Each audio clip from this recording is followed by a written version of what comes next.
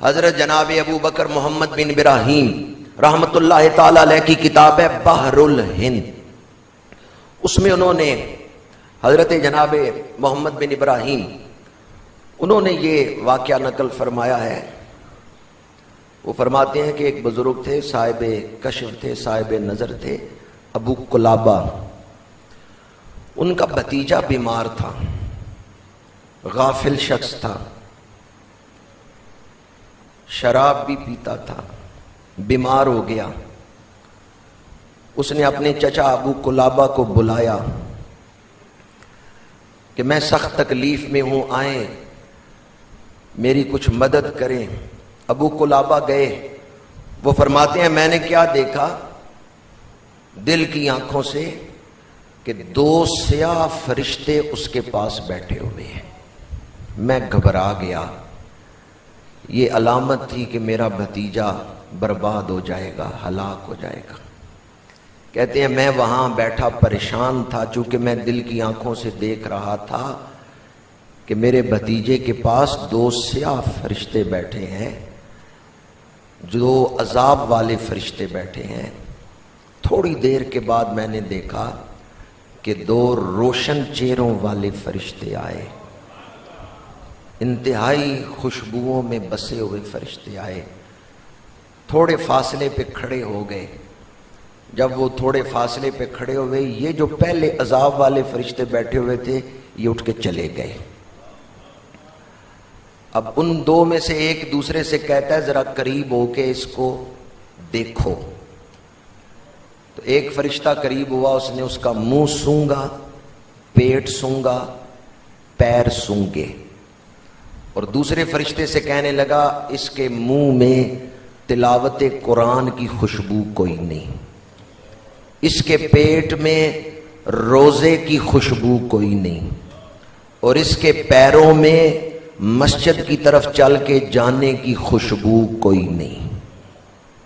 دوسرا فرشتہ کہتا ہے تعجب ہے تیرے اوپر، کیسی بات کرتے ہو، یہ امت محمدیہ کا فرد ہے، یہ رسول اللہ کا کلمہ پڑھتا ہے، اور اس کے منہ میں تلاوت قرآن کی خوشبو کوئی نہیں، اس کے پیٹ میں روزے کی خوشبو کوئی نہیں، اس کے پیروں میں نیکی کی طرف چل کے جانے، مسجد کی طرف چل کے جانے کی خوشبو کوئی نہیں۔ وہ دوسرا فرشتہ جس نے سونگا تھا وہ کہتا ہے تم بے شک خود آ کے سونگ لو، بے شک یہ امت محمدیہ کا فرد ہے، لیکن اس کے منہ میں اللہ کے ذکر کی خوشبو کوئی نہیں، اس کے پیٹ میں روزے کی تاثیر کوئی نہیں، خوشبو کوئی نہیں۔ فرشتے عبادات کے ذائقے چکھ لیتے ہیں، خوشبویں سونگ لیتے ہیں۔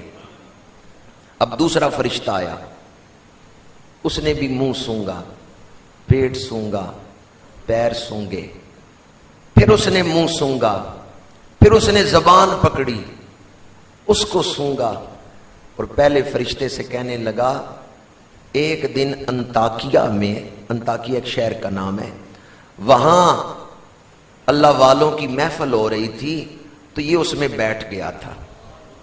کسی بات پر انہوں نے کہا اللہ اکبر، اس نے بھی کہا تھا اللہ اکبر، اس کی زبان کے ایک کنارے پہ اس کی تاثیر موجود ہے۔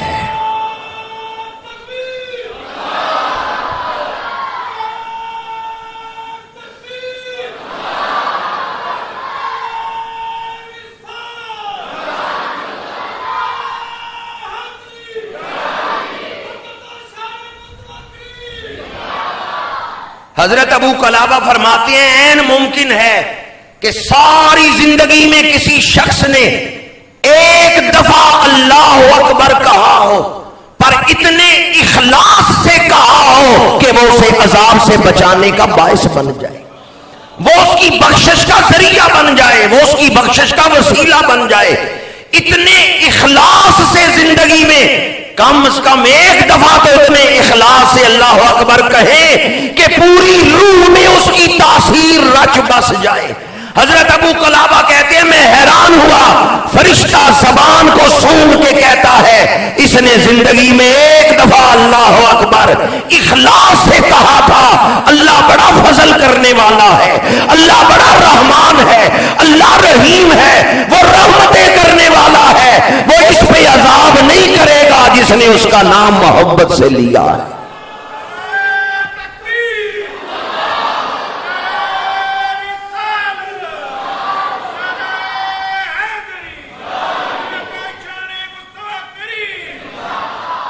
جے میں ویکھاں اپنے عملاں ولوں کچھ نہیں میرے پلے، جے ویکھاں تیری رحمت ولے بلے بلے بلے۔